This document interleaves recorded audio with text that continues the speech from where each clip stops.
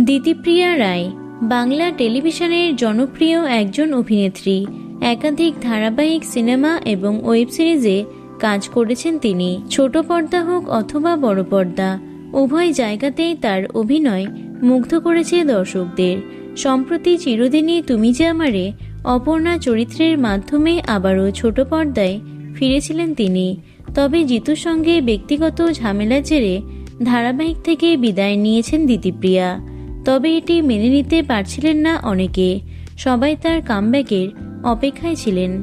অবশেষে সুখবরটি সামনে এলো। চিরদিনই তুমি যে আমারে আর্য অপর্ণা জুটি অর্থাৎ জিতু দিতিপ্রিয়া জুটি প্রথম থেকেই নজর কেড়েছিল দর্শকদের মাঝে। ধারাবাহিকটি এতটাই আকর্ষণীয় হয়ে উঠেছিল যে শীর্ষস্থানেও পৌঁছে গেছিল এটি। তবে জিতু দিতিপ্রিয়ার ব্যক্তিগত ঝামেলার জেরে আকর্ষণ হারায় ধারাবাহিকটি। মাঝে কিছুদিন নায়িকা ছাড়াই এগিয়েছে গল্প। এরপর মেগায় আসে নতুন নায়িকা শিরিন। তবে ভক্তরা ভীষণভাবে মিস করে তাদের পুরনো জিতু দিতিপ্রিয়া জুটিকে। ধারাবাহিকটি ছাড়ার পর থেকে অনেকদিন দিতিপ্রিয়ার কোনো খবর পাওয়া যায়নি।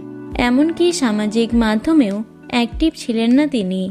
মাঝে অবশ্য একটি ইন্টারভিউতে জানিয়েছিলেন নিজেকে নতুনভাবে তৈরি করছেন অভিনেত্রী। খুব তাড়াতাড়ি নতুন রূপে নতুন কোনো কাজে ফিরবেন।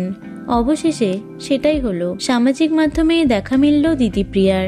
সূত্রের খবর, শীঘ্রই আসছে অভিনেত্রীর নতুন মিউজিক ভিডিও।